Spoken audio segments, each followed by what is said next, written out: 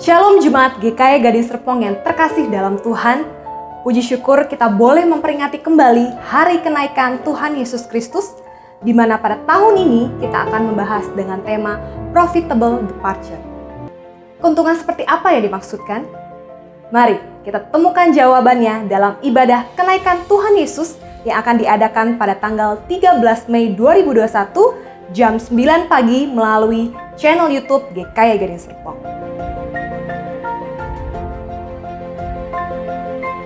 Masih di bulan yang sama, kita juga akan memperingati kembali hari turunnya Roh Kudus bagi orang percaya melalui ibadah Pentakosta yang akan diadakan pada tanggal 23 Mei 2021 melalui 3 kali kebaktian di jam 7.30, jam 10 pagi, dan jam 5 sore.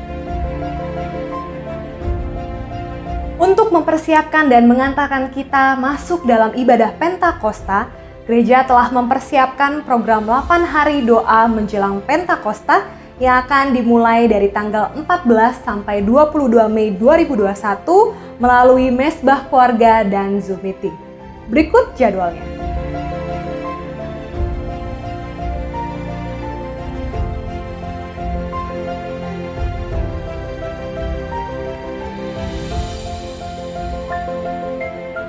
Mari ajak seluruh keluarga Anda untuk mengalami Tuhan secara pribadi melalui ibadah Kenaikan Tuhan Yesus, ibadah Pentakosta, dan 8 hari menjelang Pentakosta. Tuhan Yesus memberkati.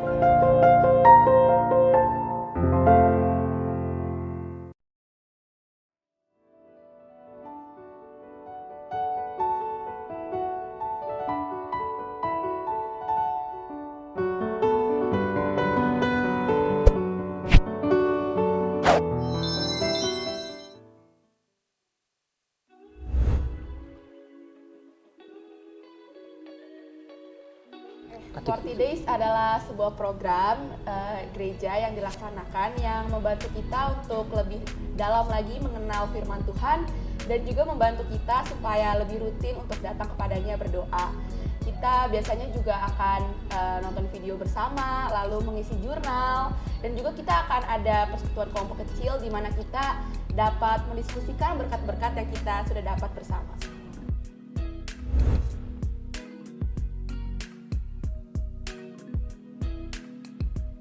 Ya, melalui 40 Days ini juga saya mendapat berkat, banyak berkat tentunya.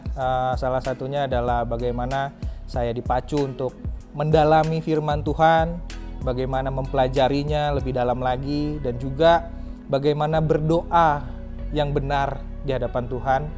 Nah, kemudian juga saya mendapat berkat di tengah-tengah kelompok yang kita lakukan bersama, di mana kita saling menguatkan satu sama lain dan dapat menjadi berkat satu sama lain. Ayo Om, Tante, dan teman-teman ikut 40 Days of Gospel Di tahun ini.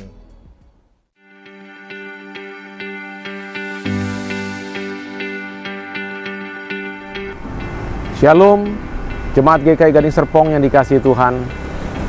Tentu kita sering mendengar istilah Injil atau Gospel, yang artinya adalah kabar baik. Namun sesungguhnya, kabar baik itu adalah kabar baik tentang apa? Mengapa itu disebut baik? Dan apa hubungannya, kaitannya dengan kita yang hidup pada hari ini?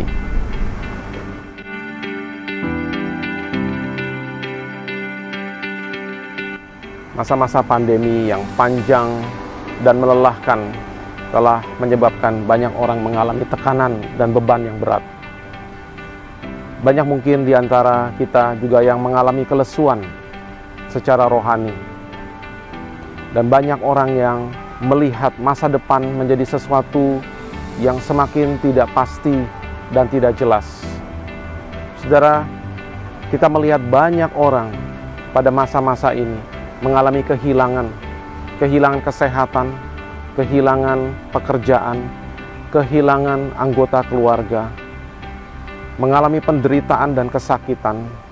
Sesungguhnya ini adalah bagian daripada realita dunia yang sudah jatuh ke dalam dosa. Saudara, adakah harapan bagi kita? Justru pada masa inilah kita harus kembali kepada inti daripada berita Alkitab, yaitu Injil, kabar baik. Maka saudara, saya mengajak seluruh jemaat, kita bersama-sama menyiapkan hati untuk 40 Days of Gospel. Kita diajak untuk kembali menemukan inti daripada iman Kristen yang ada di dalam firman Tuhan. 2018 kita telah melaksanakan 40 Days in the Word yang mengajak seluruh jemaat untuk membangun hidup di atas dasar firman Tuhan. 2019 kita melaksanakan 40 Days of Prayer yang mengajak seluruh jemaat juga untuk membangun diri di atas fondasi doa. 2020 kita mengalami pandemi. Tahun ini saya mengajak mari kita melangkah maju ke depan. Mari kita menemukan kembali inti daripada iman Kristen, yaitu Injil Yesus Kristus. Karena disitulah kita boleh mendapatkan kembali kekuatan, pengharapan, dan kemenangan iman di tengah tantangan realita kehidupan hari ini. Segera daftarkan diri saudara, doakan, siapkan hati. 40 Days of Gospel akan memberkati kita semua. Amin.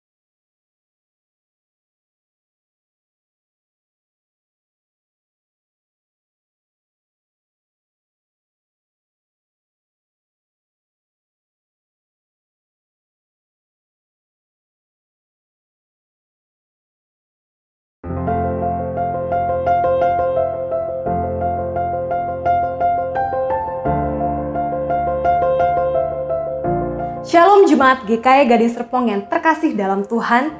Puji syukur kita boleh memperingati kembali hari kenaikan Tuhan Yesus Kristus, di mana pada tahun ini kita akan membahas dengan tema Profitable Departure.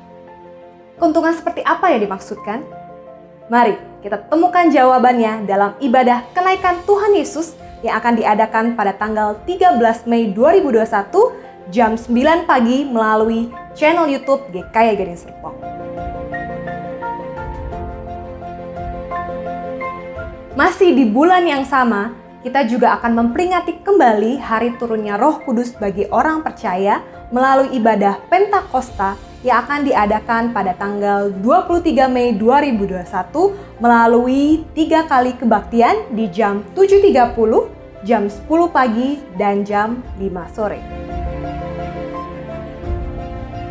Untuk mempersiapkan dan mengantarkan kita masuk dalam ibadah Pentakosta, gereja telah mempersiapkan program 8 hari doa menjelang Pentakosta yang akan dimulai dari tanggal 14 sampai 22 Mei 2021 melalui Mesbah Keluarga dan Zoom Meeting. Berikut jadwalnya.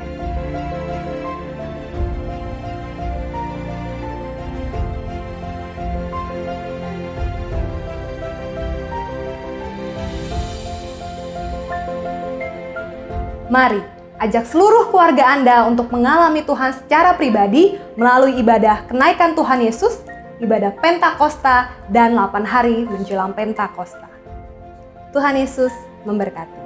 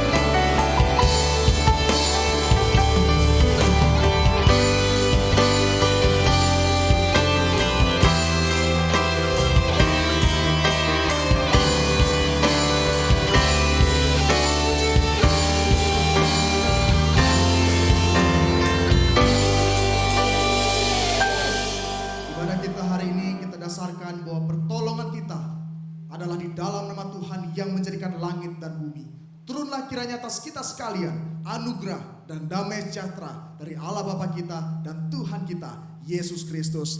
Amin. Baiklah, setiap kita memuji Allah kita, sebab Dia adalah Allah yang layak untuk disembah, ditinggikan, dimuliakan.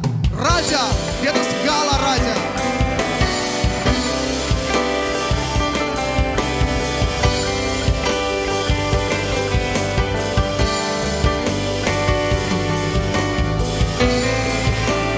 Hati kami saat ini siap untuk memuji Engkau ya Tuhan. Alam semesta melukiskan kebesaran Tuhan. Bumi dan surga, bumi dan surga menyanyikan kemuliaan. Nah, Hosana, Hosana, Hosana, Hosana, Hosana. Layak dipuji disembah, layak dipuji disembah.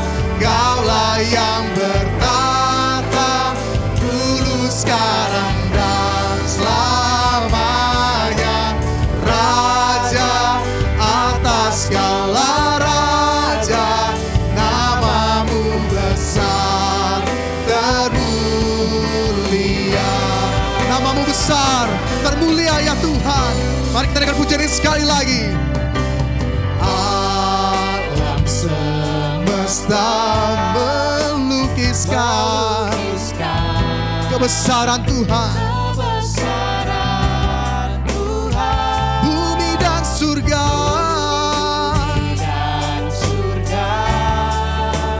menyanyikan kemuliaan namamu. Hosana, Hosana, Hosana, Hosana, Hosana. Layak dipuji disembah, Kaulah yang bertata dulu, sekarang dan selamanya. Raja di atas segala raja, yeah. Namamu besar, layak, layak dipuji disembah, layak dipuji disembah. Kaulah yang bertata dulu, sekarang dan selamanya. Raja atas segala raja, namamu besar termulia. Yeay, amin.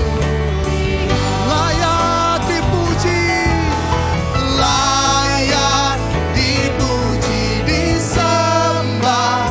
Kaulah yang bertata dulu, sekarang dan selamanya.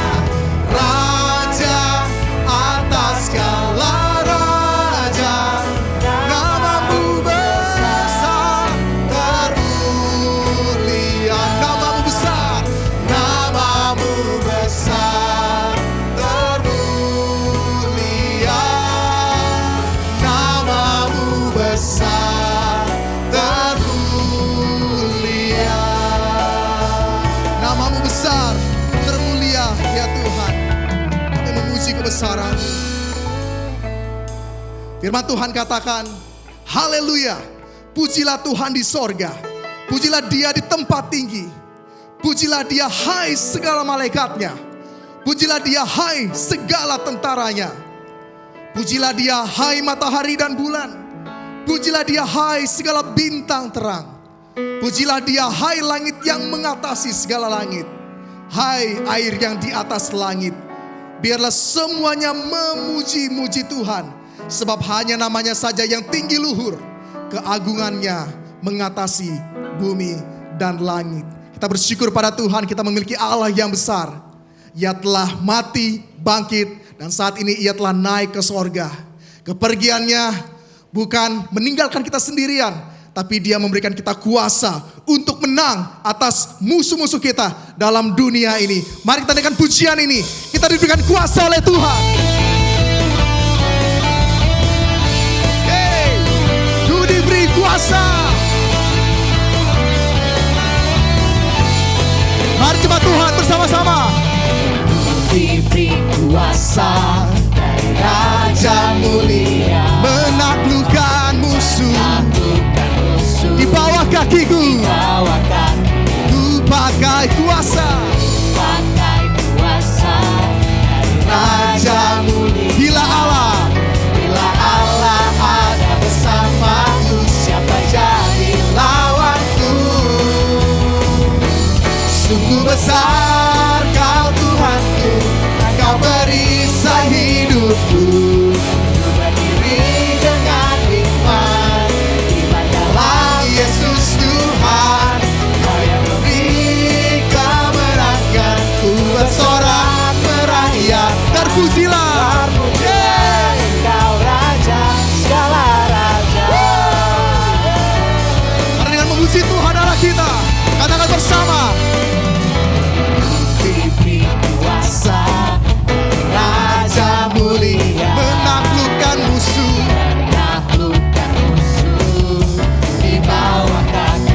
ku pakai kuasa. Pakai kuasa Raja mulia. Katakan bila Allah ada bersamaku. Ada bersamaku, siapa jadi lawan? Bila Allah ada, Bila Allah ada bersamaku, siapa jadi lawan? mari bersama-sama naikkan pujian ini. Sungguh besar Kau Tuhanku, Engkau perisai hidupku.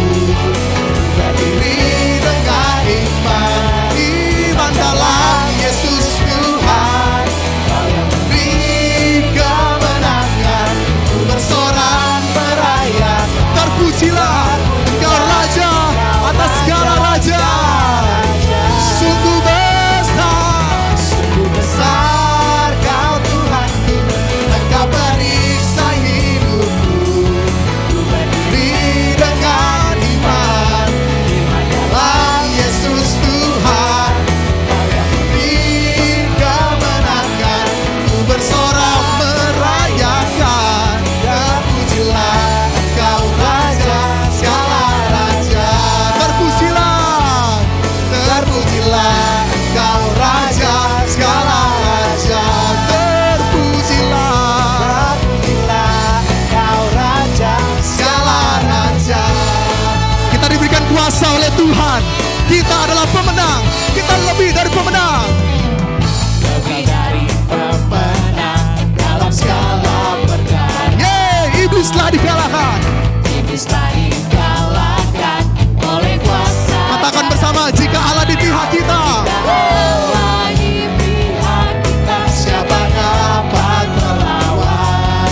Kita lebih. mari di rumah katakan kanan kirinya bersama-sama. Haleluya. Haleluya. Kibarkanlah panji Yesus Raja di atas segala raja. Segala raja. Haleluya. Bangkitlah gereja Tuhan. Bangkitlah gerejanya. Kita lebih dari pemenang. Lebih dari pemenang dalam segala perkara. Iblis telah dikalahkan. Iblis telah dikalahkan oleh kuasa. Katakan di kanan kiri, jika Allah di pihak kita, siapa lawan kita? Kita siapa dapat melawan? Kita lebih. Mari bergandengan tangan semua di rumah, katakan bersama-sama. Haleluya. Kibarkanlah panjinya Yesus, Yesus Raja atas segala raja. Oh, haleluya. Bangkitlah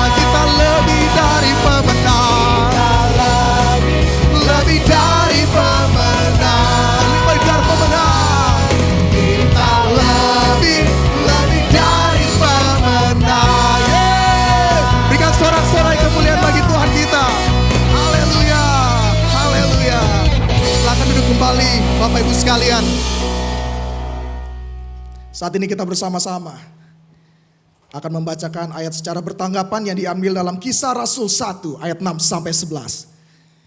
Saya akan memulai ayat yang ke-6, demikian firman Tuhan. Maka bertanyalah mereka yang berkumpul di situ, Tuhan, maukah engkau pada masa ini memulihkan kerajaan bagi Israel? Jawabnya, engkau tidak perlu mengetahui masa dan waktu yang ditetapkan Bapa sendiri menurut kuasanya. Tetapi kamu akan menerima kuasa kalau Roh Kudus turun ke atas kamu. Dan kamu akan menjadi saksiku di Yerusalem dan di seluruh Yudea dan Samaria dan sampai ke ujung bumi. Sesudah ia mengatakan demikian, terangkatlah ia disaksikan oleh mereka, dan awan menutupnya dari pandangan mereka. Ketika mereka sedang menatap ke langit, waktu ia naik itu, tiba-tiba berdirilah dua orang yang berpakaian putih dekat mereka. Bersama-sama kita bacakan ayat ini, 1, 2, 3. Dan berkata kepada mereka, hai orang-orang Galilea, mengapakah kamu berdiri melihat ke langit? Yesus ini yang terangkat ke sorga, meninggalkan kamu akan datang kembali dengan cara yang sama seperti kamu melihat dia naik ke sorga. Bapak Ibu sekalian, setiap kita adalah orang-orang yang diselamatkan oleh Tuhan. Dia telah naik ke sorga, dia telah mencurahkan kuasanya. Kita adalah lebih dari pemenang. Namun sadarkah setiap kita seringkali kita hidup bagaikan orang yang kalah. Kita menyerah dengan setiap dosa-dosa kita. Kita seperti tidak ada pengharapan atas setiap dosa-dosa kita. Berkali-kali kita terus jatuh. Tetapi sebanyak kita jatuh, begitu pula sebanyak dia membuka tangannya untuk menyambut kita. Menerima pengakuan dosa setiap kita di hadapannya. Pada saat ini setiap kita orang-orang yang tidak layak. Kita datang di hadiratnya dengan hati yang hancur. Kita akui setiap dosa kita di hadapannya. Sebenarnya ku tak layak, namun ku diberi darah-Mu, dan Engkau memanggil daku ya Roh, Allahku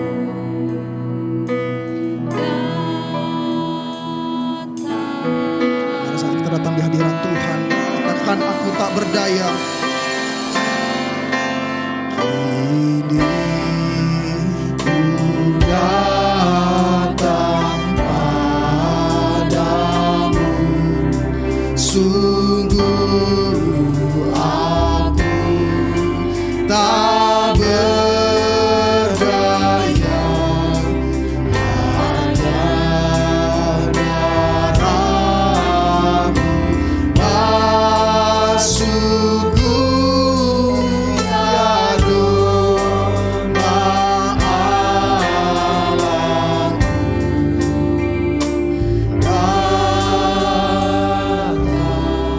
Firman Tuhan katakan, carilah Tuhan selama ia berkenan ditemui. Berserulah kepadanya selama ia dekat. Baiklah orang fasik meninggalkan jalannya dan orang jahat meninggalkan rancangannya. Baiklah ia kembali kepada Tuhan, maka dia akan mengasihaninya dan kepada Allah kita, sebab ia memberi pengampunan dengan limpahnya. Mari kita datang ke hadiratnya. Dengan kasih ia ingin menerima setiap kita, menyucikan dan menyelamatkan setiap kita. Dengan kasih kau terima aku.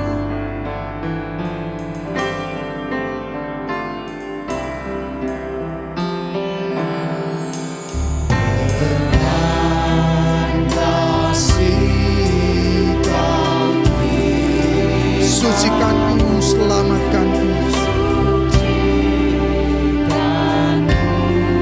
selamatkanku, janji-Mu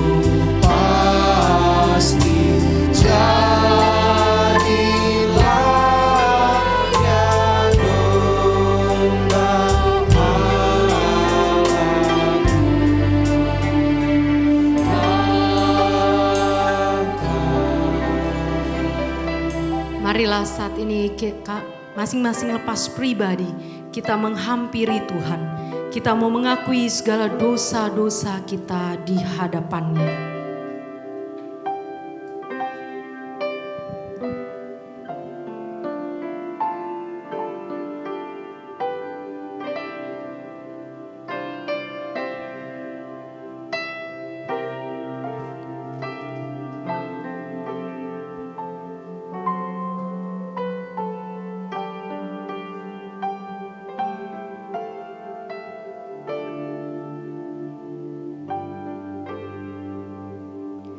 Seperti pujian yang baru saja kami naikkan Tuhan. Sesungguhnya siapakah kami? Kami adalah orang-orang yang tidak layak. Kami adalah orang-orang yang pantas binasa. Namun kami mendapatkan kasih Tuhan yang luar biasa, yang mau menebus kami.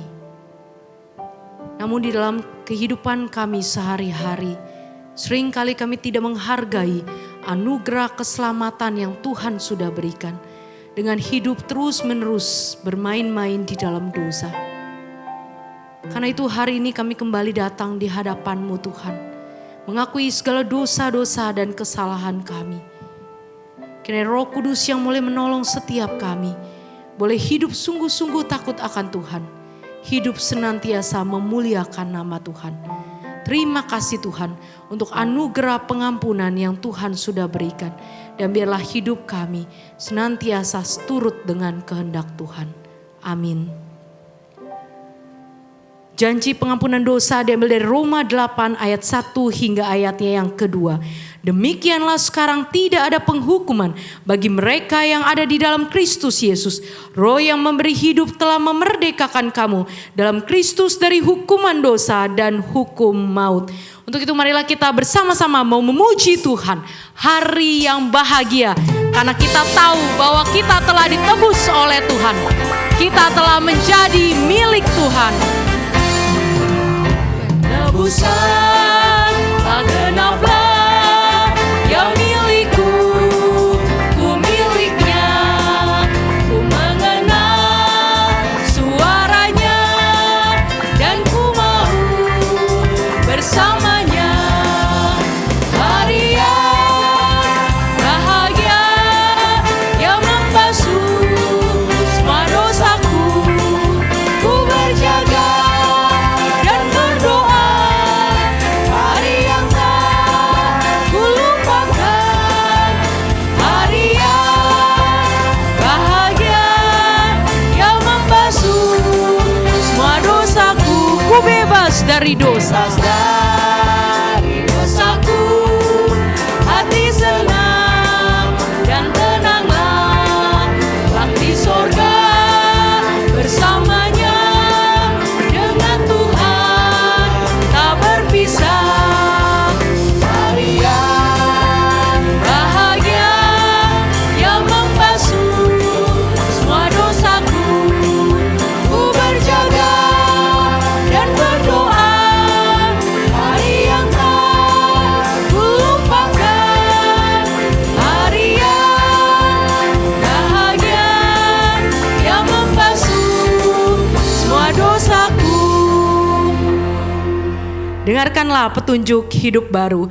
Karena itu pergilah, jadikanlah semua bangsa muridku, dan baptislah mereka dalam nama Bapa dan Anak dan Roh Kudus, dan ajarlah mereka melakukan segala sesuatu yang telah kuperintahkan kepadamu. Dan ketahuilah, aku menyertai kamu senantiasa sampai kepada akhir zaman. Amin. Mari saat ini kita bersama-sama mengirkarkan pengakuan iman rasuli. Aku percaya kepada Allah, Bapa yang Maha Kuasa, Khalik langit dan bumi, dan kepada Yesus Kristus, anaknya yang tunggal Tuhan kita, yang dikandung daripada Roh Kudus, lahir dari anak darah Maria, yang menderita sengsara di bawah pemerintahan Pontius Pilatus, disalibkan, mati dan dikuburkan, turun ke dalam kerajaan maut, pada hari yang ketiga, bangkit pula dari antara orang mati, naik ke sorga, duduk di sebelah kanan Allah, Bapa yang Maha Kuasa, dan dari sana ia akan datang untuk menghakimi orang yang hidup dan yang mati. Aku percaya kepada Roh Kudus, gereja yang kudus dan am, persekutuan orang kudus, pengampunan dosa, kebangkitan tubuh, dan hidup yang kekal. Amin. Jemaat dipersilakan duduk kembali.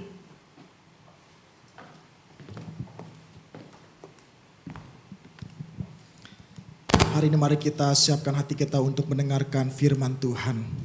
Biarlah kita datang dan bersujud di hadapan Tuhan. Karena kita percaya bahwa firman Tuhan berkuasa untuk mengubah sikap hati kita. Mengubah hidup kita menjadi semakin serupa dengan Tuhan.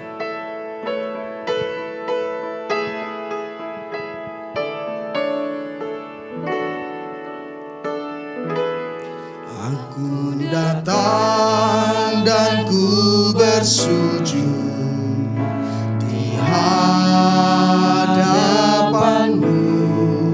Ku rasakan indah hadiratmu. Telah ku buka mata hatiku. Telah ku buka mata hatiku. Dan seluruh jiwaku untuk ku nikmati. Sekali lagi naikkan pujian ini. Aku datang dan bersujud. Aku datang dan ku bersujud di hadapanmu. Ku rasakan indah hadiratmu. Bukakan mata hati kami ya Tuhan. Aku buka mata hatiku dan seluruh jiwaku untuk menikmati firman. Katakan firman-Mu yang kuasa. Firman-Mu yang kuasa untuk mengubah sikap hati. Firman-Mu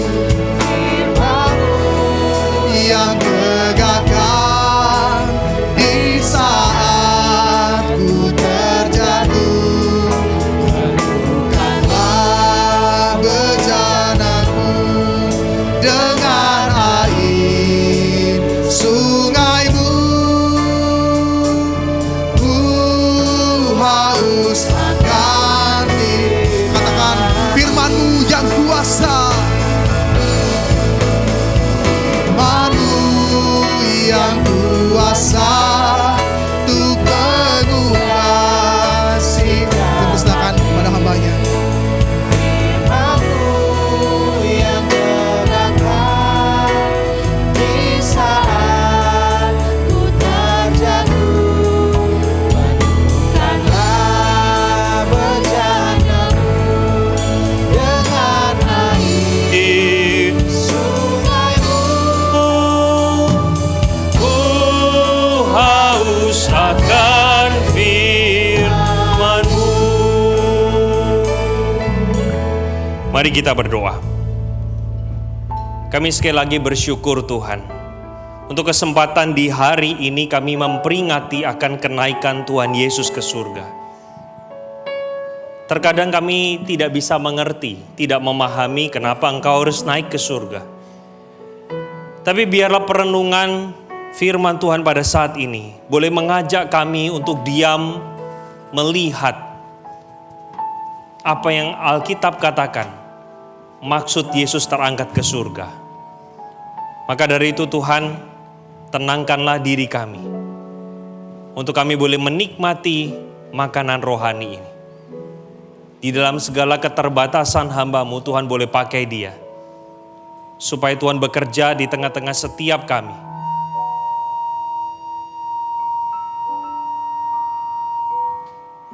Agar apa yang kami kerjakan, apa yang kami lakukan, apa yang kami bersama-sama renungkan, sungguh boleh menjadi rema di dalam kehidupan kami. Hanya di dalam nama Tuhan Yesus kami berdoa. Amin. Saya mengajak kita untuk bersama-sama merenungkan satu tema yang diberikan kepada saya pada saat ini adalah profitable departure. Jadi kita akan bersama-sama di dalam rangka memperingati akan kenaikan Tuhan Yesus. Kita merenungkan tema ini. Nanti di dalam perjalanan menyampaikan firman Tuhan ini saya baru ajak kita untuk melihat bagian Alkitab untuk kita kupas bersama-sama. Saya mengajak kita, saya tidak tahu Bapak Ibu sudah berapa kali kita memperingati kenaikan Tuhan Yesus. Biasanya memang yang dikhotbahkan ayat-ayat itu saja. Tetapi saya ingin kita nanti bersama-sama perjalanan kita belajar akan firman Tuhan, kita akan melihat apa yang sebenarnya konteks yang sedang terjadi sebelum Yesus naik ke surga. Dan kenapa Tuhan akhirnya mengutus Roh Kudus itu untuk tinggal di dalam hati orang-orang percaya. Bapak Ibu, pada waktu saya mempersiapkan firman Tuhan ini, saya itu langsung teringat. Saya ini adalah pecinta bola. Ya, pecinta bola. Nah, ininya enggak bisa. Ya, saya ajak kita untuk melihat Bapak Ibu ada sebenarnya sebuah fenomena. Nah, yang suka sepak bola itu tahu tuh, European Super League. Tapi yang tidak suka nggak apa-apa, izinkan saya untuk menjelaskan. Bapak Ibu, UEFA Champions League itu apa? UEFA Champions League itu diadakan oleh satu organisasi sepak bola bernama FIFA. Jadi semua juara yang ada di benua Eropa itu dikumpulkan jadi satu, namanya Champions League. Jadi klub-klub sepak bola yang unggulan itu masuk ke dalam arena pertandingan itu untuk bersama-sama ditandingkan, dan nanti tanggal 29 Mei kita baru lihat finalnya ya. Finalnya antara Chelsea dengan Liverpool. Salah ya, sama Manchester City.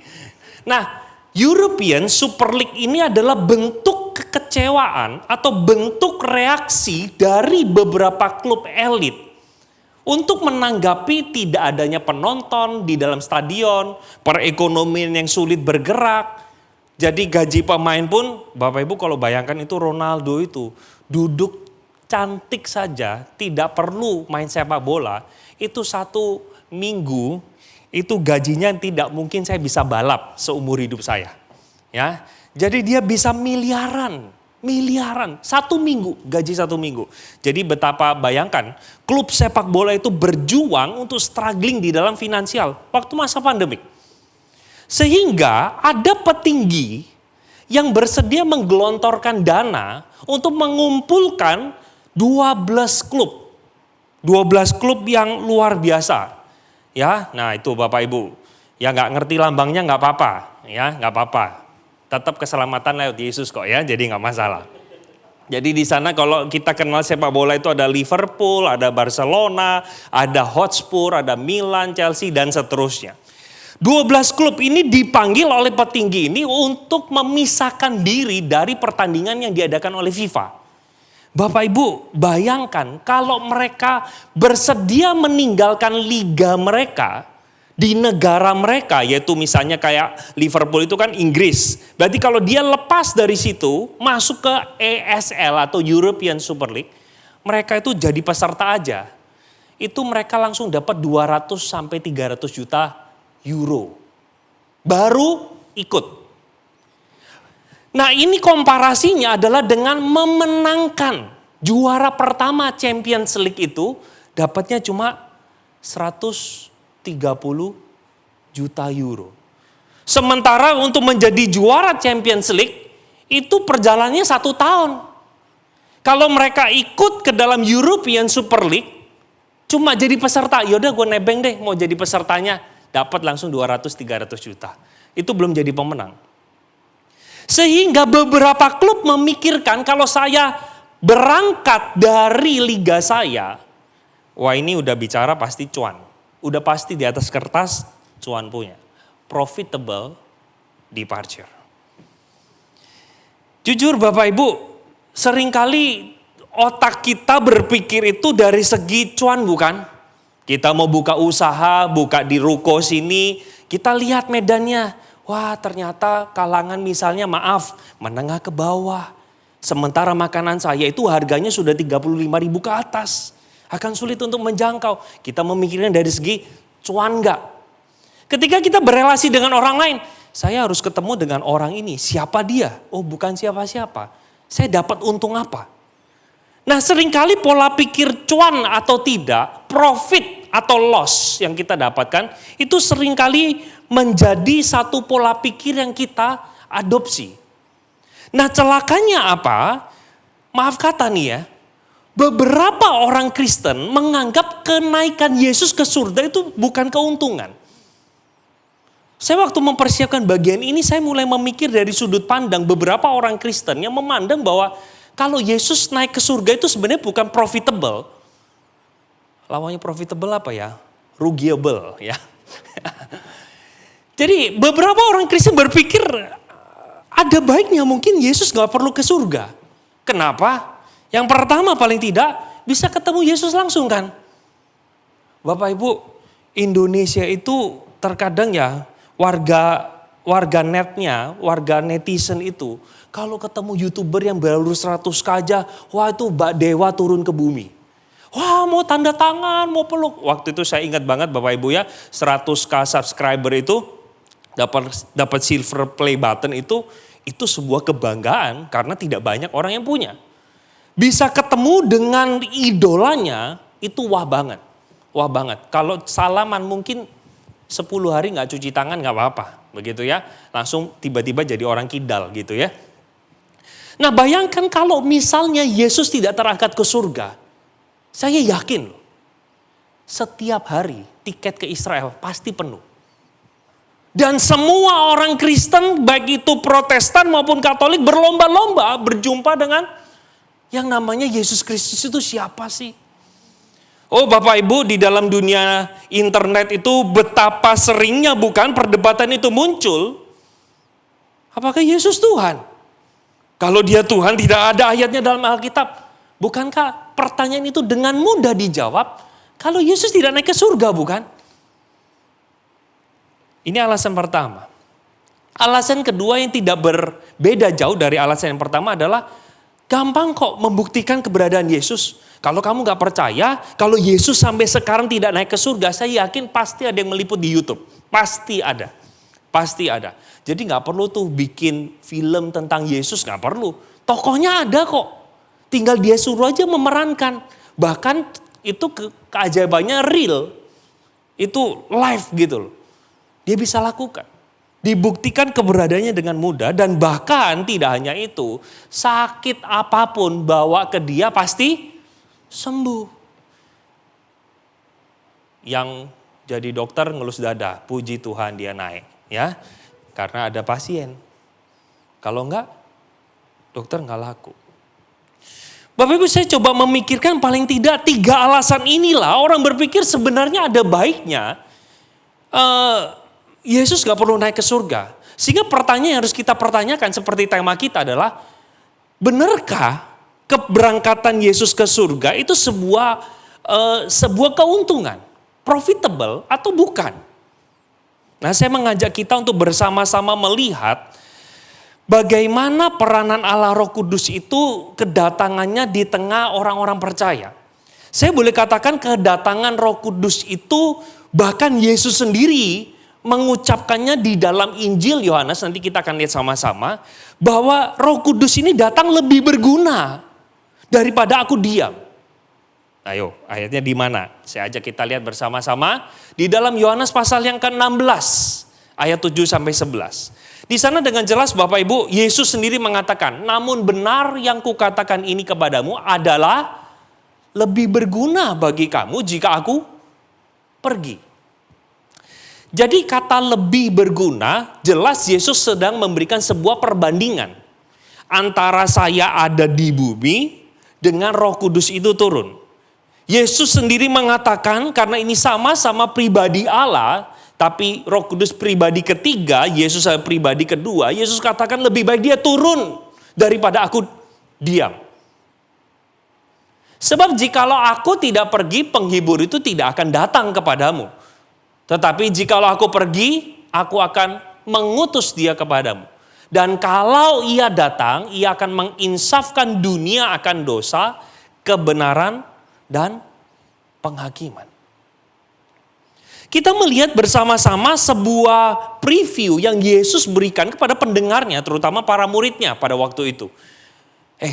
Ini ada keberadaan pribadi Allah yang ketiga, kalau datang dia itu mencelikan orang akan dosa, akan kebenaran dan akan penghakiman. Nah Bapak Ibu jangan lupa waktu baca pasal 16, jangan lupa diawali dengan Yohanes pasal 14. Yohanes pasal 14 itu para murid datang kepada gurunya, "Guru, kenapa engkau pergi?" Kurang lebih begitu. Lalu kita pasti ingatlah ayat ini. Aku akan kembali, aku sedang menyediakan rumah bagimu. Karena di rumah Bapakku ada tempat tinggal. Banyak orang Kristen berpikir begini, udah gak apa-apa, gak bisa punya rumah di bumi, punya rumah di surga. Bertobatlah ya, maksud Yesus bukan begitu. Yesus sedang mengatakan bahwa aku punya tempat bagimu. Barang siapa yang mengikut aku, menjadikan aku jalan kebenaran dan hidup, engkau pasti disediakan tempat. Nah, kita melihat bersama-sama sesudah Yesus mengucapkan sebenarnya dari pasal 14, 15, 16, 17 itu dikenal di dalam dunia Alkitab atau di teolog itu farewell discourse. Apa itu farewell discourse? Itu adalah pengajaran-pengajaran Yesus sebelum dia masuk ke dalam jalan salib. Dan kita tahu bersama-sama tidak lama sesudah itu dia mengalami jalan salib, dia mati di atas kayu salib, dan 3 hari kemudian dia bangkit mengalahkan kematian. Kita tahu bersama-sama konteksnya seperti itu. Nah rupanya di tengah kebangkitan Tuhan Yesus, kan Yesus gak langsung naik ke surga. Nah di waktu-waktu kayak gini nih, Yesus lagi menampakkan diri. Jadi 40 hari lamanya Yesus menampakkan diri. Tetapi sembari dia menampakkan diri bahwa dia bangkit, Bapak Ibu jangan lupa ada sebuah berita yang sedang digaungkan. Jadi kita harus melihatnya bukan hanya berita tentang Yesus itu bangkit dari kubur. Tetapi ada sebuah berita yang berlawanan dengan itu yang sedang dikumandangkan. Apa itu? Kita lihat bersama-sama di dalam Matius pasal 28. Saya akan membacakan buat kita. Ketika mereka di tengah jalan, datanglah beberapa orang dari penjaga itu ke kota dan memberitahukan segala yang terjadi itu kepada imam-imam kepala. Saya jelasin dulu ayat 11. Maksudnya apa? Sebelum ayat 11, 1-10 menjelaskan bahwa kubur kosong. Batu digulingkan. Kami melihat malaikat di sana. Jadi orang-orang ini, beberapa orang dari penjaga itu datang sama imam-imam kepala. Bapak Ibu perhatikan apa respon dari imam-imam kepala? Apa mereka mengatakan, masa sih gua gak percaya, datang ke lokasi, ya udah kita lihat. Enggak. Tetapi justru respon dari imam-imam kepala mengagetkan kita. Yang sebenarnya imam-imam kepala ini mewakili kaum rohaniwan bukan? Kaum yang merasa bahwa paling tahu kitab Taurat, paling tahu siapa yang benar. Tapi justru dia mengatakan di ayat 12, Matius mencatat. Dan sesudah berunding dengan tua-tua, mereka mengambil keputusan untuk memberikan sejumlah besar uang kepada serdadu-serdadu itu. Dan berkata, kamu harus mengatakan bahwa murid-muridnya datang malam-malam dan mencuri ketika kamu sedang tidur. Dan apabila hal ini kedengaran oleh wali negeri, kami akan berbicara dengan dia sehingga kamu tidak beroleh kesulitan apa-apa. Rupanya kolusi bukan hanya terjadi pada waktu adanya KPK. Tidak. Kolusi sudah terjadi zaman sejak Yesus itu kuburan kosong. Mereka berusaha untuk menitipkan uang yang kita sebut hari ini dengan istilah gratifikasi bukan? Saya kasih kamu duit ya, diam. Uang tutup mulut. Dikatakan prajurit itu, dikatakan mereka menerima uang itu dan berbuat seperti yang dipesankan kepada mereka. Dan cerita ini tersiar di antara orang Yahudi sampai sekarang ini. Sementara Yesus ada di tengah kumpulan orang banyak, dia berusaha untuk menjelaskan, I'm Jesus, I'm God. Tapi cerita satunya disebarkan, gak bangkit, dicuri itu. Jadi cerita tentang kebangkitan Yesus yang menyebar makin lama makin luas, diredam juga dari sisi yang lain bahwa enggak, itu karangan. Itu bukan cerita sebenarnya. memangnya kamu pernah lihat Yesus nggak? Enggak, kata tetangga. Tetangga katanya tetangga lagi. Jadi rupanya berita hoax itu juga sudah ada dari sejak zaman Yesus. Sehingga dua berita ini terus berkembang bersama-sama. Nah, saya tidak hadir Bapak Ibu ya di masa lalu itu, jadi nggak tahu mana yang lebih kuat. Tapi dua kubu ini terus berjuang untuk menyuarakan yang menurut kebenaran mereka di kacamata mereka masing-masing. Baru sekarang saya ajak kita melihat tentang amanat penginjilan. Seringkali Bapak Ibu kita baca ayat 19-20 itu tidak melihat konteks yang Matius sedang bingkai bagi kita. Nah, Alkitab mengatakan kepada setiap kita, sebenarnya ayat 16 itu bukan pakai kata dan. Tetapi, kenapa saya katakan tetapi? Coba kita lihat dulu ayat 15 ya. Mereka kan terima uang. Sehingga cerita yang tersebar itu adalah cerita kubur kosong karena mayatnya dicuri. Nah, seharusnya kata yang dipakai di ayat 16 bukan dan. Karena kalau dan itu meneruskan kalimat sebelumnya. Kalau kita lihat di dalam bahasa aslinya memang bisa diartikan dan, tapi juga bisa diartikan tetapi. Saya cenderung untuk melihat ayat yang ke-16 kita harus artikan tetapi. Karena ini menunjukkan hal yang bertolak belakang dengan pernyataan sebelumnya. Tetapi 11 murid itu berangkat ke Galilea, ke bukit yang telah ditunjukkan Yesus kepada mereka.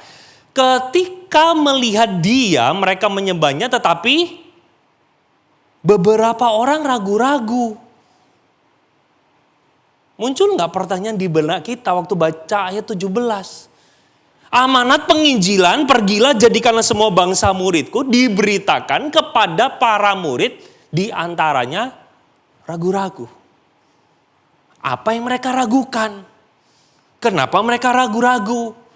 Bukankah mereka melihat Yesus bangkit? Penampakannya jelas. Apa yang membuat mereka ragu-ragu? Nah, saya mencoba memahami ayat 17 ini Bapak Ibu, di dalam terang yang ditulis oleh Lukas. Tadi Pak Stanley sudah membacakannya buat kita. Coba saya ajak kita melihat bersama-sama lagi di dalam Kisah Rasul 1 ayat 6 sampai 8. Jadi scene sebelum Yesus naik ke surga, ini kan ada scene di dalam Kisah Rasul 1 ayat 6 sampai 8. Tetapi sebelum itu didahului dengan ayat yang Matius pasal 28 itu. Ya, Matius pasal 28 ayat yang ke-17 mengatakan beberapa ragu-ragu. Ragu-ragunya apa? Dijelaskan di dalam ayat yang ke-6. Maka bertanyalah mereka yang berkumpul di situ, Tuhan, maukah engkau pada masa ini memulihkan kerajaan bagi Israel? Beberapa di antara kita nggak ngerti maksudnya apa. Begini, Bapak Ibu, kenapa sih orang-orang zaman itu menolak Yesus itu adalah Tuhan? Kenapa mereka itu menganggap Yesus itu Mesias? Mesias seperti apa yang mereka inginkan? Di dalam benak mereka, yang namanya Mesias melepaskan dari penjajahan Roma. Jadi kalau kita lihat Israel itu sedang dijajah oleh Roma. Nah, kalau kita tahu ada Pontius Pilatus, itu adalah antek-anteknya Roma. Karena Yesus sudah mau naik ke surga, para murid itu berpikir begini. Israel masih kayak begini, kok kamu mau naik? Loh, Yesus maksudnya kamu itu kamu sudah selesai. Kamu gak lagi membebaskan kita nih. Karena benak mereka, kalau dulu Musa dipakai oleh Yahweh untuk membebaskan Israel dari Mesir, mereka berpikir Yesus ini adalah the second Moses yang akan membawa mereka lepas dari Roma. Loh, rupanya kok kamu mau naik ke surga? What? Gak salah nih. Terus apa jawab Yesus? Gue harus bilang wow gitu? Bukan ya. Lalu Yesus berkata kepada mereka, engkau tidak perlu mengetahui kapan masa dan waktunya, itu sudah Bapa tentukan sendiri menurut kuasanya. Dan Yesus mengatakan, kalau Roh Kudus turun ke atas kamu, kamu akan menjadi saksiku di Yerusalem, di Yudea, di Samaria, sampai ke ujung bumi. Sekarang kita sudah lihat bingkainya Bapak Ibu ya. Dari awal Yohanes pasal 16, Yesus sudah peringatkan bahwa lebih berguna aku pergi. Supaya Roh Kudus turun. Nah sesudah itu terjadi sebuah berita yang dua hal ini didengungkan. Berita Yesus bangkit, enggak. Satunya bilang dicuri. Jadi Yesus tetap mati. Di tengah situasi seperti ini mereka juga masih bingung. Apakah Yesus ini sosok yang menjadi pembebas Israel dari Roma? Pada waktu seperti itulah Yesus mengatakan kamu akan menerima Roh Kudus. Saya coba tarik bagi setiap kita. Poinnya apa? Yang pertama, kenapa sih kok kepergian Yesus itu kita bisa sebut sebagai tema kita yaitu profitable? Kenapa? Karena dengan kehadiran Roh Kudus itu memberikan keyakinan iman bahwa Yesus itu adalah Tuhan. Yesus ingin mengatakan kepada murid-muridnya, engkau tidak bisa berjuang dengan kata-katamu untuk membuktikan ketuhananku. Tidak. Tetapi engkau butuh kekuatan dari Allah Roh Kudus. Kuasa ilahi itu yang boleh bekerja di dalam diri setiap orang. Sehingga orang itu celik, melek, melihat bahwa Yesus itu adalah Tuhan. Bapak Ibu, pada waktu saya belajar apologetika, rupanya orang itu dari ateis sampai menuju dia punya sebuah agama dan akhirnya mengakui Yesus sebagai Tuhan, ternyata stepnya panjang sekali. Kita berpikir cuma gini, ya Injili aja, pasti dia nanti percaya Yesus dan terima Tuhan. That's simple like that. Enggak sebenarnya. Nah saya ajak kita untuk melihat sebuah bagan Bapak Ibu yang dibikin, Nah, waduh balik lagi. Ajaib, kuasa Roh Kudus ini ya. Boleh ke ini, boleh dibantu sampai ke bagian yang tadi. Ada satu, skema ini. Nah Bapak Ibu lihat ya dari yang nomor paling bawah, nomor 1. No awareness of God. Jadi bagan ini saya kira dari orang barat. Jadi Bapak Ibu kalau di dunia barat itu kita kalau menginjili tunggu dulu. Buktikan dulu Tuhan itu ada apa enggak. Jadi tantangannya double. Kalau di Indonesia kebanyakan sudah percaya Tuhan itu ada. Tinggal buktikan yang mana. Yang agama mana. Nah kalau mereka tunggu dulu, jangan ngomong agama. Tuhannya ada enggak? Itu buktikan dulu. Jadi landasan pertamanya adalah no awareness of God. Ternyata sampai di tahapan nomor 10, decision to surrender to Jesus, itu stepnya banyak sekali.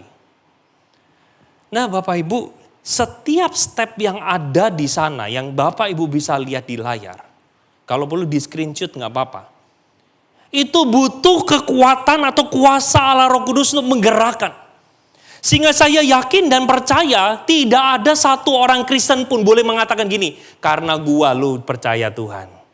Karena gua nih yang ngajak lu, makanya lu bisa ada di gereja kan? Oh enggak. Bahkan sekalipun seorang pendeta, seorang hamba Tuhan yang sering mengadakan KKR, yang selalu mengatakan begini mungkin beberapa pendeta itu. Aku kalau mengadakan KKR 2000 jiwa maju ke depan terima Yesus. Oh tunggu dulu, arogan sekali menurut saya. Karena untuk satu orang itu angkat tangan, di belakangnya saya kira ada banyak sekali orang. Entah puluhan, entah mungkin ratusan doa yang dipanjatkan untuk berdoa bagi orang ini. Untuk dia bisa menerima Yesus sebagai Tuhan dan Juru Selamat. Bapak Ibu, sejarah gereja membuktikan kok bagi kita. Seorang teolog terkenal yang bernama Agustinus, siapakah dia? Orang brengsek. Orang yang hidupnya mabok-mabokan, pesta pora, seks di mana-mana. Tapi rupanya di tengah keberingasan dia akan dosa. Ada seorang yang setia terus berdoa puluhan tahun. Yaitu siapa? Ibunya. Tuhan tolong tangkap anakku. Nggak tahu sudah berapa banyak air mata yang dikeluarkan. Tapi sampai satu kali seorang yang bernama Agustinus itu. Pertobatannya menarik Bapak Ibu. Dia lagi duduk itu ya. Lagi duduk dia dengar suara anak-anak. Anak-anak lagi main celoteh-celoteh. Ayo ambil baca. Lagi dia... Oh ini anak ngomong apa sih gitu. Terus dia gak sengaja ambil Alkitab Bapak Ibu. Dibukalah sebuah ayat Roma 13 kalau saya tidak salah. Dibaca ayat. Kamu harus menjaga hidupmu. Jangan pesta pora terus di siang hari. Ayat itu langsung menampar dia. Menghujam dia. Dan dia menangis. Hari ini coba kita mulai trace ke belakang. Mungkin kita berada dalam sebuah proyek besar, mega proyek dari Kingdom of God. Bapak Ibu mungkin mengambil peranan, aku berdoa bagi si A. Tapi beberapa itu ngajakin, ayolah luangin waktu. Maksa-maksa sih. Tapi beberapa ada yang memberikan fasilitas, kamu mau ke gereja, gak ada ini ya, gak ada yang ngantar, gua jemput deh. Semua orang Kristen sedang berupaya bersama-sama untuk merebut jiwa-jiwa yang terhilang ini. Dan jangan lupa Bapak Ibu, di tengah kita sedang berusaha, Roh Kudus juga bekerja. Di dalam perjalanan saya Bapak Ibu, untuk membuktikan kebenaran bagi orang Kristen ataupun bagi orang non-Kristen. Kuncinya bukan kepada hebatnya mulut berkata-kata dan menjawab pertanyaan, bukan. Saya bisa memenangkan perdebatan tapi saya tidak mendapatkan hatinya. Yang terpenting adalah bagaimana kita sebagai anak Tuhan membawa terang, menunjukkan karakter Kristus di dalam hati kita. Sehingga orang non-Kristen itu melihat orang Kristen, oh orang Kristen itu baik ya. Paling tidak dia punya stigma dulu bahwa orang Kristen ini berbeda dengan yang lain.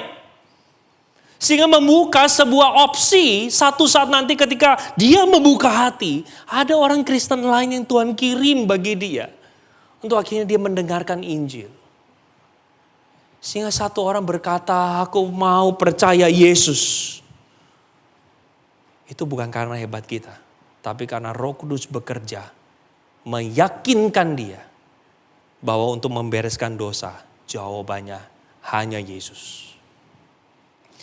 Itu peran Roh Kudus yang pertama, melihat dari konteks yang sedang digambarkan oleh penulis Matius maupun Lukas.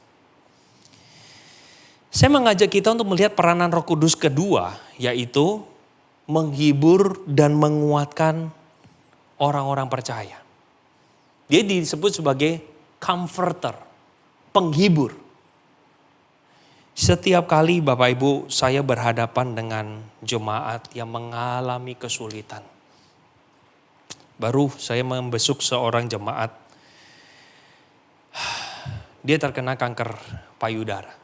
Stadium 4, tapi dia sendiri tidak tahu itu kanker. Dia pikir itu autoimun. Menggerogoti tubuhnya dari sehat sampai kurus kering. Dari yang biasa bisa tidur sampai tidak bisa tidur. Biasanya tidak tidur, begitu. Kurus kering, dia berjuang melawan kanker itu sudah 1 tahun. Dan kemarin pada waktu saya datang merayakan ulang tahunnya, saya membawa kue. Dan dia cuma minta saya berdoa. Pak, doakan supaya saya boleh ketemu Tuhan. Di situasi seperti itu, saya sedih sekali. Tapi saya berkata, biar Roh Kudus yang kasih kekuatan. Saya mau kasih penghiburan apa sih? Tenang Bu, pasti sembuh. Kalau enggak, saya mau menghibur apa? Enggak bisa. Saya cuma berdoa, Roh Kudus, Tuhan tolong. Dia sudah menjadi anakmu. Di tengah situasi yang sulit, Roh Kudus dengan caramu yang tidak bisa kami bayangkan atau tidak bisa saya bayangkan, bekerjalah dalam hatinya. Saya kasih contoh Bapak Ibu ya. Coba lihat orang ini. Kita tahu dia. Nick Vujicic. Ya, yang sebelah kanan mungkin kita nggak tahu. Namanya Joni Eareckson Tada. Joninya tapi bukan yang laki ya, yang cewek. Bapak Ibu lihat orang ini, 2 orang ini. Yang sebelah kiri kita yang seorang pria itu Nick. Bagaimana mungkin orang kayak gini bisa hidup bahagia? Keliling dunia untuk menceritakan God is good. Saudara kalau ketemu dengan orang kayak gini, mau kasih penghiburan apa? Tenang, Tuhan punya masa depan buat kamu. Kamu punya tangan. Aku tangan dan kaki tidak punya. Engkau bilang punya masa depan? Penghiburan apa yang kita bisa berikan? Lalu yang namanya Joni Erik Tada itu siapa? Bapak Ibu, dia adalah seorang yang pada waktu usia masih remaja punya cita-cita menjadi seorang perenang. Pengen jadi atlet yang membawa negaranya menang medali-medali. Tapi siapa sangka satu kali pada waktu dia melompat untuk latihan, dia nggak sadar kepalanya terbentur sama batu atau karang, saya lupa apa karena kolamnya terlalu dangkal atau dia lompatnya di laut, saya lupa. Dia mengalami kecelakaan itu sampai membuat leher ke bawah lumpuh. Leher ke bawah lumpuh. Di dalam situasi seperti itu dia bertanya, Tuhan macam apa yang ku sembah? Tuhan macam apa yang bisa aku percaya? Katanya God is good. Katanya Tuhan baik. Kenapa ini terjadi dalam hidupku? Bayangkan, remaja putri 17 tahun. Tapi siapa yang sangka Bapak Ibu, Joni Erik Tada semenjak itu dengan kekuatan Allah Roh Kudus menghibur, menguatkan dia, menopang hidupnya. Sampai kalau Bapak Ibu hari ini cari. She is a good motivator. Yang dipakai untuk menguatkan banyak orang. Dan Bapak Ibu akan kaget. Yes, dia melukis dengan mulutnya. Saya punya tangan lukis kayak gitu itu. Mungkin 1 tahun saya harus cuti. Gak usah pelayanan baru bisa kayak gitu. Dia pakai mulut. Pakai mulut. Bapak Ibu, di dalam kehidupan kita sudah 1 tahun bukan menjalani pandemi. Lebih bahkan. Saya kira Tuhan kirim beberapa orang-orang percaya untuk menghibur kita, menguatkan kita, hamba Tuhan mungkin juga menghibur Bapak Ibu. Tapi kita mungkin merasa bahwa ya itu bukan penghiburan kayak semu begitu. Ya betul, karena penghiburan yang sejati bukan datang dari kerabat kita, bukan datang dari manusia, bukan datang bahkan dari rohaniwan saya boleh katakan. Tetapi datanglah kepada Allah Roh Kudus itu karena dia adalah Tuhan. Dia tinggal di dalam hatimu. Saya bersyukur Bapak Ibu Yesus terangkat ke surga karena pada waktu Roh Kudus turun, dia bukan berkeliaran, tapi diam di dalam hati orang percaya. Saya berbicara dengan beberapa anak muda, mereka katakan, aduh enak ya kalau hidup zaman PB, kayaknya bisa bersentuhan dengan Yesus, bisa peluk Yesus. Tapi saya kira orang PB kalau lihat zaman kita, kebingungan. Kenapa? Gile lu, Allah tinggal dalam hatimu, itu gak make sense. Kami kalau mau bertemu dengan Allah harus membawa korban. Harus ada di bait suci. Harus ada darah yang dicurahkan. Syukur-syukur ketemu tuh. Awan kemuliaan itu muncul. Sekarang Allah hadir dalam dirimu. Wah mereka tuh kebingungan loh, garu-garu kepala. Tapi orang Kristen seringkali menganggap sepi bukan? Suara Roh Kudus yang berbicara. Baca Alkitab hari ini kamu lupakan. Kita katakan nanti. WA dulu yang dibaca. Telegram dulu yang dibaca. Ayo hari ini ke gereja nanti. Lagi lihat berita market pasar kripto bagaimana. Ya, saham tutup Sabtu Minggu. Tapi market kripto buka 24 hours, 7 days. Wah kalau nanti aku ikut ibadah gimana klienku? Roh Kudus bilang jangan, fokus, kita anggap sepi. Mari kita sama-sama. Peran Allah Roh Kudus bukan hanya memberikan penghiburan, bukan hanya memberikan keyakinan bahwa Yesus itu adalah Tuhan, dan yang terakhir, memberikan hikmat kepada kita untuk mengambil keputusan yang sulit. Bapak Ibu, di dalam hidup kita ada begitu banyak kesulitan. Ambil keputusan A atau B. Dua-duanya gak enak.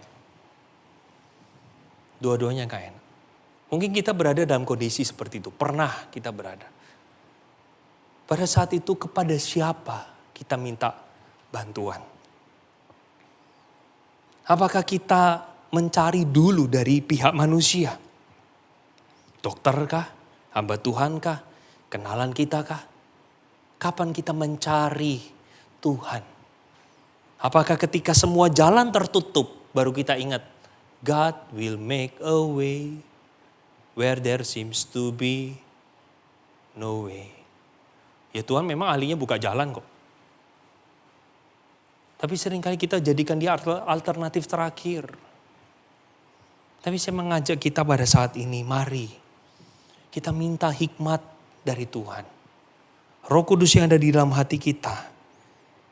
Sebagai bentuk bagaimana Allah God with us. Tuhan tidak pernah meninggalkan kita.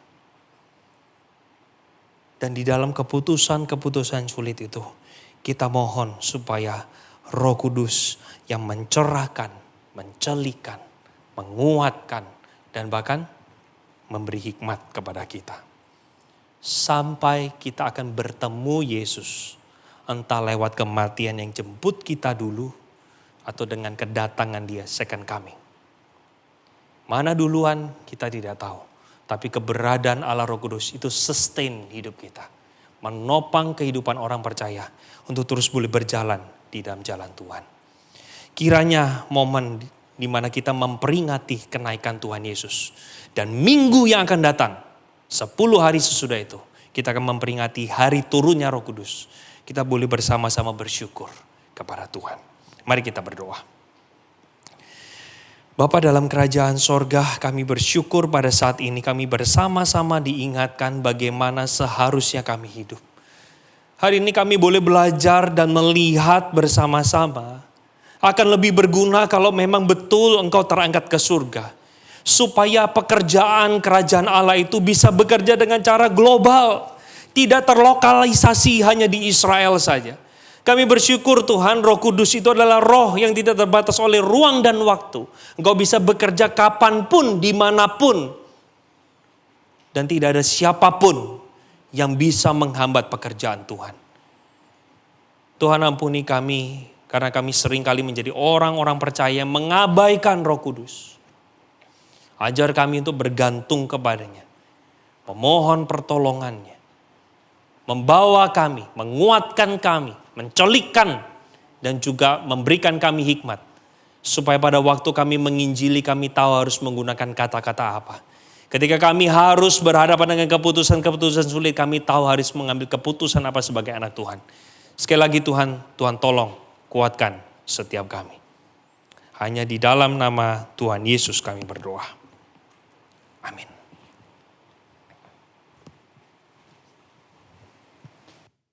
Shalom, selamat menyerayakan hari kenaikan Tuhan Yesus pada hari ini. Semoga Tuhan memberkati berlimpah-limpah dan melalui firman dan pelayanan kami dapat menjangkau banyak orang, menjangkau banyak jiwa, dan nama Tuhan Yesus yang dimuliakan. Terima kasih, Tuhan berkati. Puji Tuhan, Bapak Ibu Saudara, senang rasanya boleh bersama dengan Bapak Ibu di tempat ini untuk merayakan ibadah kenaikan Tuhan Yesus ke sorga. Bapak Ibu Saudara, kami mengucap syukur kepada Tuhan karena boleh hadir di tengah-tengah Bapak Ibu. Kami Raja Wali Record Ministry boleh bersama-sama di tempat ini memuliakan Tuhan bersama Bapak Ibu Saudara.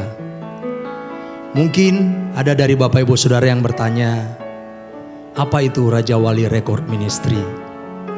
Bapak Ibu, Raja Wali Record Ministry adalah wadah di mana berkumpulnya anak-anak Tuhan yang diberikan talenta oleh Tuhan di dalam bernyanyi. Sebagian besar dari mereka adalah anak-anak Tuhan yang mengikuti ajang pencarian bakat di berbagai televisi nasional di Indonesia seperti Indonesia Idol, Rising Star, Indonesia Mencari Bakat, Next Academy, dan ada beberapa yang lain, dan mereka rindu melayani Tuhan lewat talenta yang Tuhan sudah berikan. Dan melalui wadah ini, Raja Wali Record Ministry, mereka dapat menyalurkan talenta yang Tuhan berikan kepada mereka untuk kemuliaan nama Tuhan.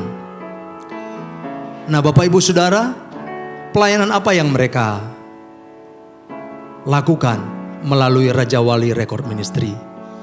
Mereka datang di berbagai gereja di seluruh Indonesia, menyalurkan berkat Tuhan lewat pujian, lewat talenta yang sudah Tuhan berikan kepada mereka. Mereka memuji Tuhan, menjadi berkat di tempat di mana Tuhan kirim mereka, di gereja-gereja. Bukan hanya di kota-kota besar, tapi bahkan di pedalaman sekalipun Bapak Ibu Saudara, mereka berangkat dengan biaya sendiri. Mereka melayani dengan penuh sukacita. Dan Bapak Ibu Saudara, ketika pandemi terjadi setahun belakangan ini, apa yang terjadi Bapak Ibu Saudara? Mereka yang sudah sangat rindu untuk menjadi berkat di gereja-gereja di mana mereka sudah dijadwal, akhirnya harus di-cancel semuanya. Dan Bapak Ibu, akibatnya harus di-reschedule kembali, dan belum tentu untuk waktu yang akan datang mereka bisa, karena harus di-reschedule kembali. Akan tetapi kami Raja Wali Record Ministry percaya bahwa Tuhan pasti mengatur, memberikan kesempatan buat mereka datang ke gereja-gereja untuk menjadi berkat, memuji Tuhan, memuliakan Tuhan lewat talenta yang Tuhan sudah berikan kepada mereka. Dan harapan kami Bapak Ibu Saudara, melalui Raja Wali Record Ministry, semakin banyak gereja yang ada di seluruh Indonesia boleh diberkati oleh Tuhan lewat pujian dari anak-anak Tuhan ini yang diberikan talenta oleh Tuhan dalam bernyanyi. Karena beberapa gereja berpikir bahwa sangat sulit mendatangkan mereka yang dalam tanda kutip artis, mungkin harus perlu bayar mahal. Tetapi harapan kami Bapak Ibu Saudara, dalam beberapa waktu ke depan kami percaya Tuhan pasti pulihkan bangsa Indonesia. Pandemi bisa minimal semakin berkurang, dan lewat Raja Wali Record Ministry banyak anak-anak Tuhan yang menjadi berkat di seluruh gereja yang ada di Indonesia. Tuhan Yesus memberkati.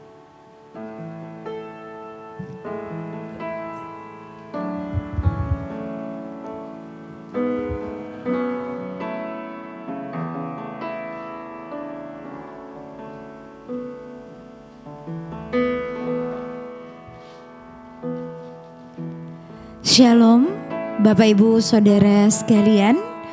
Perkenalkan saya Ibet Estria, dan kali ini bersama dengan Raja Wali Records sangat bersuka cita bisa memuji dan memuliakan nama Tuhan. Saat dunia ini bilang sama saya bahwa Ibet, kamu gak cukup cantik. Ibet, suara kamu tuh gak cukup bagus. Badan kamu gak cukup enak dipandang di kamera.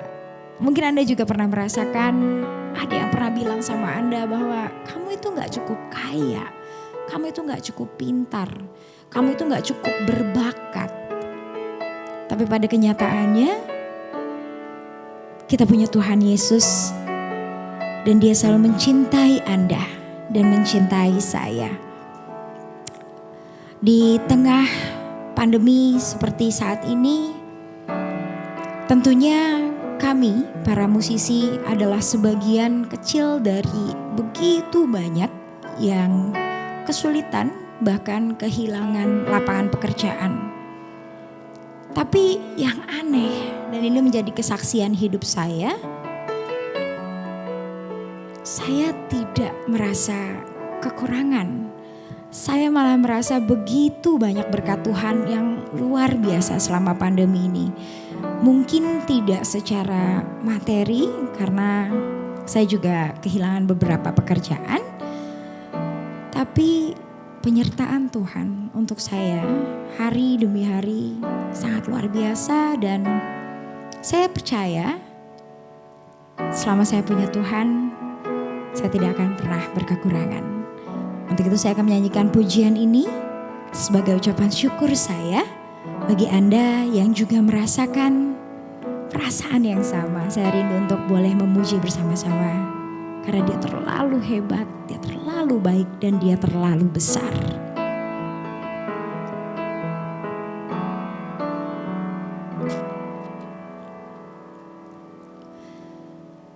Terlalu besar kasih-Mu Bapa, pengorbanan yang Kau berikan bagiku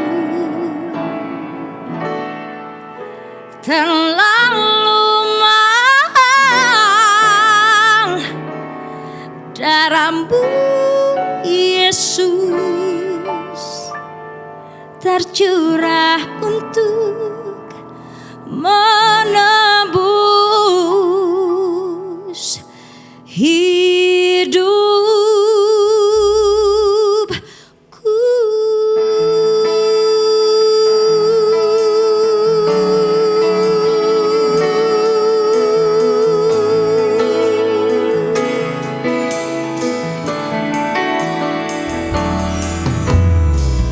Telah kulihat bukti kasih-Mu,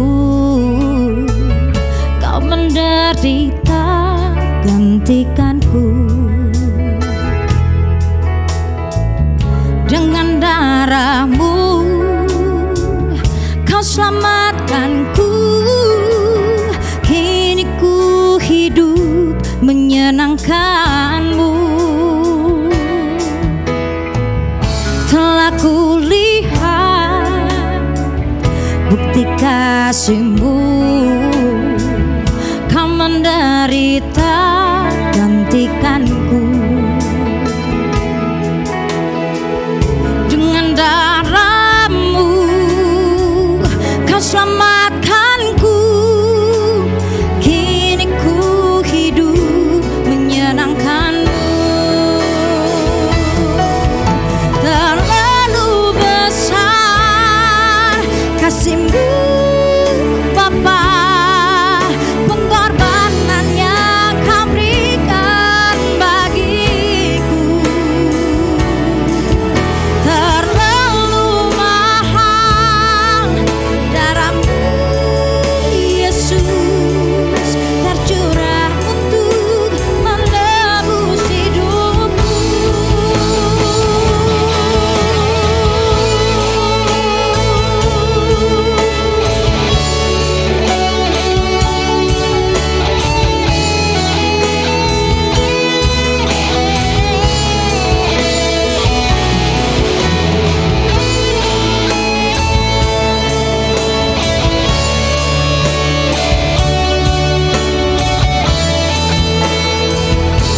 Mari Bapak Ibu Saudara kita nyanyikan pujian bersama-sama. Katakan, terlalu besar, terlalu besar kasih-Mu Bapa, pengorbanan yang Kau berikan bagiku terlalu mahal. Darah-Mu Yesus tercurah untuk menebus hidupku. Terlalu besar kasih-Mu Bapa, pengorbanan yang Kau berikan bagiku terlalu mahal. Darah-Mu Yesus tercurah untuk menebus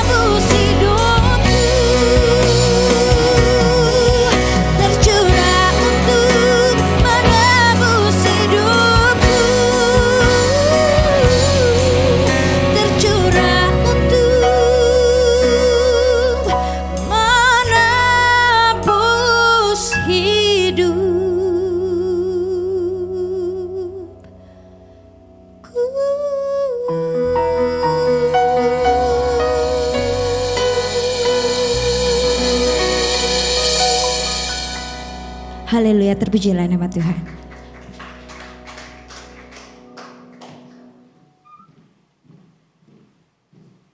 Saya percaya kita semua diberkati melalui kebenaran firman Tuhan dan kesaksian yang telah disampaikan pada hari ini. Melalui firman Tuhan, kita percaya bahwa kenaikan Tuhan Yesus ke surga membawa kebaikan bagi setiap kita. Namun kita juga percaya bahwa tidak hanya dia naik, tetapi juga dia suatu saat akan kembali untuk menjemput setiap kita. Mari saat ini kita akan memberikan persembahan kita yang terbaik untuk dia. Bapak Ibu dapat memberikan persembahan melalui QR Code yang ada di hadapan Bapak Ibu. Dan juga dapat ditransfer melalui rekening yang ada di hadapan Bapak Ibu. Mari saat ini kita memberikan persembahan kita. Kita akan pas satu pujian. Bila mana sekarang, Yesus akan datang kembali. Siapkah kau sekarang?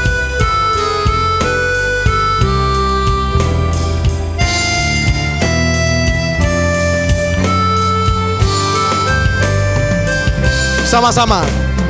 Yesus akan datang kembali. Siapkah kau sekarang? Dengan kuasanya ia memerintah. Siapkah kau sekarang?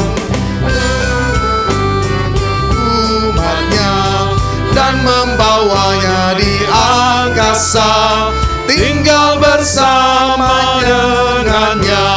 Siapkah kau sekarang? Mulia, mulia, mulia, mulia, hatiku bergema. Mulia, mulia, mahkotailah Tuhan. Mulia, mulia, siapkanlah jalannya.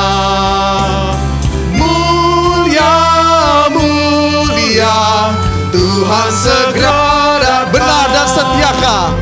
Benar dan setiakah hatimu bila Tuhan datang? Menanti tanpa ketakutan bila Tuhan datang. Banyak tanda yang diberikan bagai sinar fajar di timur. Hari itu segera tiba. Siapkah kau sekarang? Mulia, mulia, mulia, mulia, hatiku bergemar. Mulia, mulia, mahkotailah Tuhan. Mulia, mulia, siapkanlah jalannya. Mulia, mulia, Tuhan segera datang. Mari bersama-sama kita berdoa. Kami bersyukur ya Tuhan, oleh karena kenaikan-Mu di sorga membawa kebaikan bagi setiap kami. Roh Kudus dicurahkan, kami mendapatkan roh penghibur, kekuatan. Dan kami adalah pemenang ya Tuhan, karena ada kuasa Tuhan yang bekerja dan hidup dalam setiap kami. Kami juga percaya Tuhan, tidak hanya Engkau naik, suatu saat nanti Engkau akan datang kembali untuk menjemput setiap kami, untuk bersekutu, berkumpul bersama dengan kami, anak-anak-Mu ya Tuhan. Kami bersyukur untuk hari ini kami dapat beribadah, kami boleh diberkati melalui kebenaran firman Tuhan. Dan kami juga telah memberikan persembahan. Ya Tuhan, biarlah kiranya persembahan ini boleh Kau pakai seluas-luasnya untuk pekerjaan Tuhan di gereja-Mu tempat ini. Kami bersyukur ya Tuhan, hanya di dalam nama Tuhan kami Yesus Kristus kami berdoa mengucap syukur. Amin. Baik, Bapak Ibu sekalian, kita bersama-sama akan mendengarkan berita pengembalaan. Saudara, kita bersyukur untuk hari kenaikan. Hari ini bersama-sama kita boleh beribadah kepada Tuhan, biar iman kita dikuatkan kembali, diteguhkan kembali, pengharapan kita diarahkan kembali kepada Yesus Kristus yang sudah naik, yang sudah mencurahkan rohnya menyertai saudara dan saya di tengah kondisi situasi dunia hari ini. Saya ucapkan terima kasih buat Pak Albert yang boleh membagikan kebenaran firman Tuhan yang memberkati, menguatkan. Terima kasih buat Raja Wali Ministry Pak Roy dan juga Bu Ibet yang sudah boleh menyampaikan satu pujian juga yang menguatkan hati kita melihat betapa besarnya, betapa dalamnya kasih Allah kepada kita.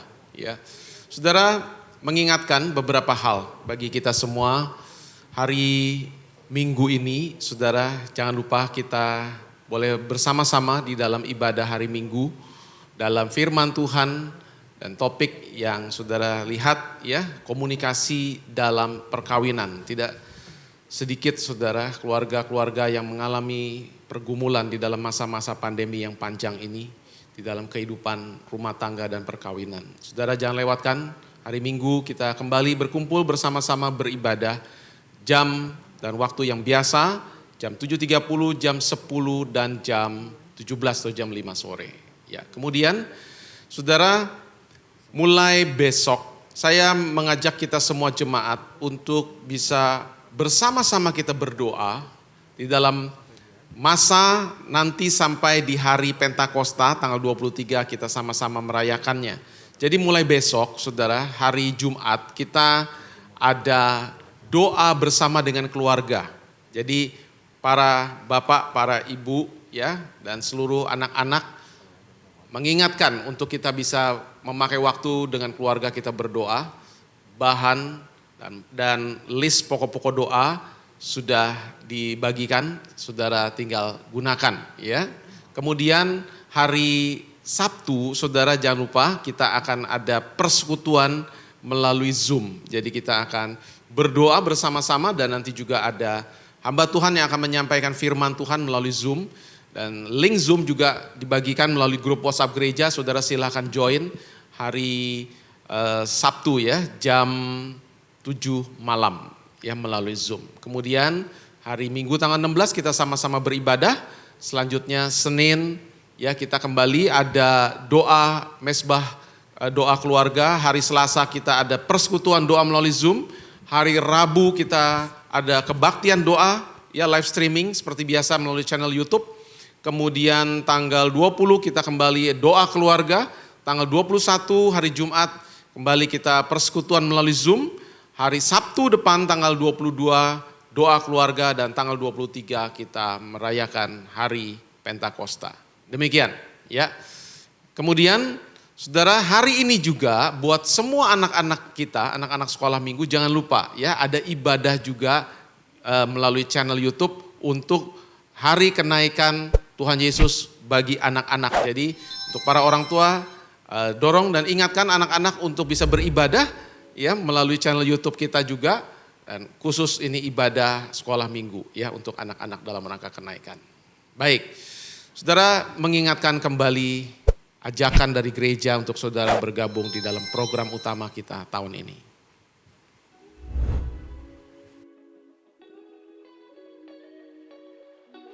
Forty Days adalah sebuah program gereja yang dilaksanakan yang membantu kita untuk lebih dalam lagi mengenal firman Tuhan dan juga membantu kita supaya lebih rutin untuk datang kepadanya berdoa.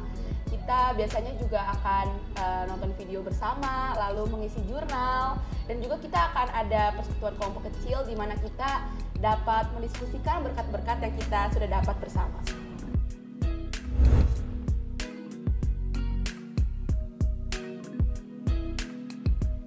Ya, melalui 40 Days ini juga saya mendapat berkat, banyak berkat tentunya. Salah satunya adalah bagaimana saya dipacu untuk mendalami firman Tuhan, bagaimana mempelajarinya lebih dalam lagi, dan juga bagaimana berdoa yang benar di hadapan Tuhan. Nah, kemudian juga saya mendapat berkat di tengah-tengah kelompok yang kita lakukan bersama, di mana kita saling menguatkan satu sama lain dan dapat menjadi berkat satu sama lain. Ayo Om, Tante, dan teman-teman ikut 40 Days of Gospel di tahun ini.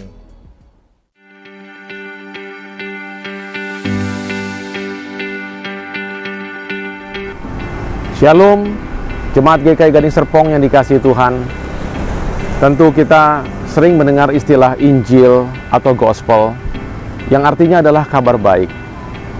Namun sesungguhnya kabar baik itu adalah kabar baik tentang apa? Mengapa itu disebut baik? Dan apa hubungannya, kaitannya dengan kita yang hidup pada hari ini?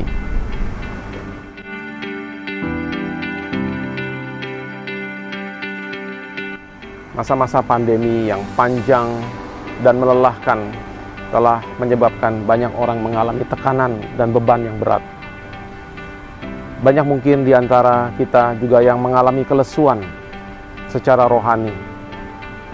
Dan banyak orang yang melihat masa depan menjadi sesuatu yang semakin tidak pasti dan tidak jelas.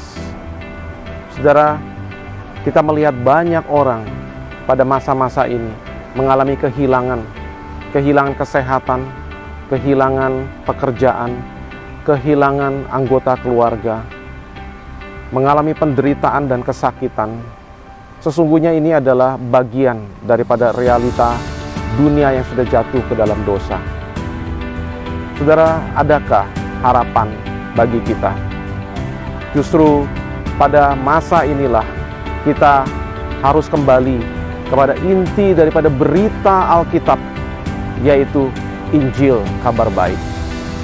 Maka saudara, saya mengajak seluruh jemaat, kita bersama-sama menyiapkan hati untuk 40 Days of Gospel.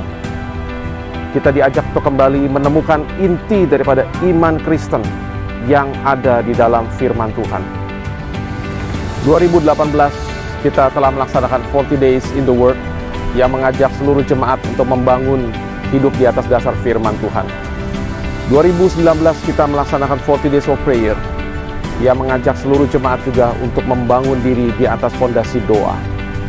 2020 kita mengalami pandemi. Tahun ini saya mengajak mari kita melangkah maju ke depan. Mari kita menemukan kembali inti daripada iman Kristen, yaitu Injil Yesus Kristus.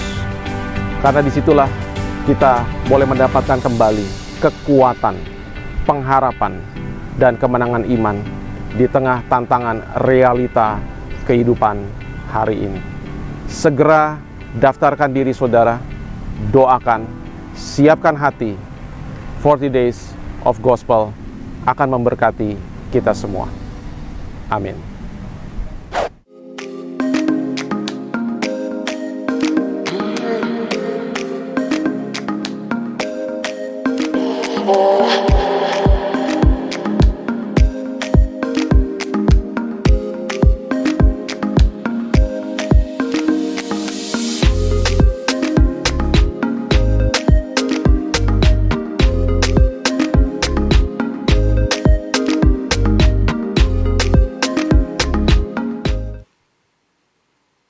Baik, saudara sekalian, sudah ada lebih dari 150 jemaat yang mendaftar.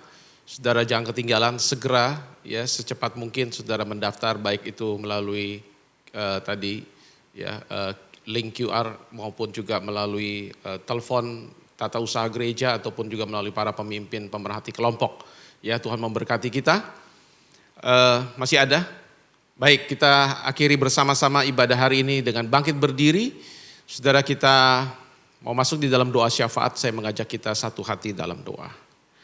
Bapa kami di surga, terima kasih pada hari ini kami gerejamu boleh kembali melihat karya keselamatan dari Tuhan Yesus Kristus yang telah datang menjadi manusia, yang telah hidup tanpa celah dan tanpa dosa, sehingga Engkau mati menjadi kurban tebusan yang sempurna bagi kami orang berdosa. Dan Engkau bangkit mengalahkan kuasa maut dan Engkau naik ke surga. Dan dari sana Engkau telah mengutus Roh Kudus untuk tinggal menyertai kami. Dan Engkau akan datang kembali satu hari kelak. Kami bersyukur karena kami memiliki pengharapan yang sejati di dalam Engkau. Tuhan, kami mau berdoa pada saat ini. Di tengah kondisi Indonesia dalam masa libur lebaran ini, kami berdoa memohon anugerah Tuhan agar Indonesia Tuhan tetap pimpin dan sertai dan boleh melewati masa-masa sulit dari sisi penanganan pandemi dan juga perekonomian, supaya Tuhan boleh menolong Indonesia bisa terus berjalan ke depan. Bahkan kami mohon Tuhan jauhkan dari segala situasi kondisi yang buruk, tetapi hari ke depan kiranya ya Tuhan ada pengharapan kembali. Ada upaya-upaya yang dilakukan selama ini boleh membawa hasil yang baik. Kami berdoa untuk jemaat-jemaat yang mungkin saat ini sedang ada di tempat lain di luar kota tidak bersama dengan keluarga di rumah, Tuhan beserta dengan mereka yang dalam masa libur ini sedang berkumpul bersama dengan keluarga. Tuhan hadir di tengah-tengah mereka, sehingga kami juga dalam masa-masa ini kembali boleh terus diingatkan bahwa di dalam Yesus Kristus kami selalu memiliki sukacita, damai sejahtera, dan pengharapan yang sejati. Terima kasih Tuhan, ini doa permohonan kami. Di dalam nama-Mu Tuhan Yesus Kristus kami berdoa. Amin. Mari kita pujikan doksologi.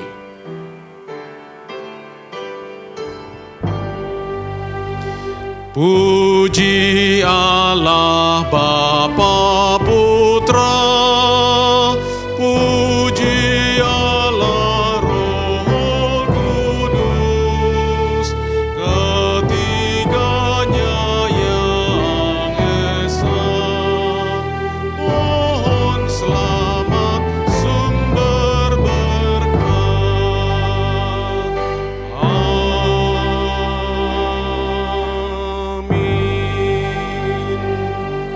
Jemaat Tuhan dimanapun saudara berada, arahkan hatimu kepada Tuhan Yesus Kristus.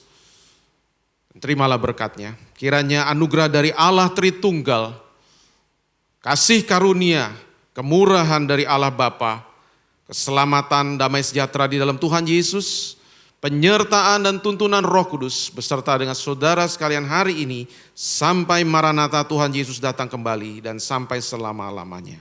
Amin. Amin.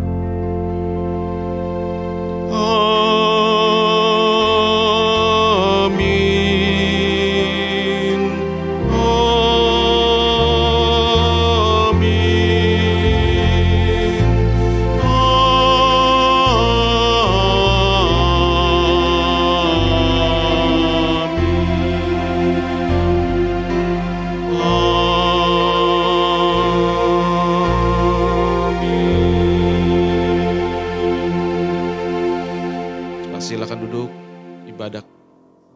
Yesus memberkati. Doa teduh.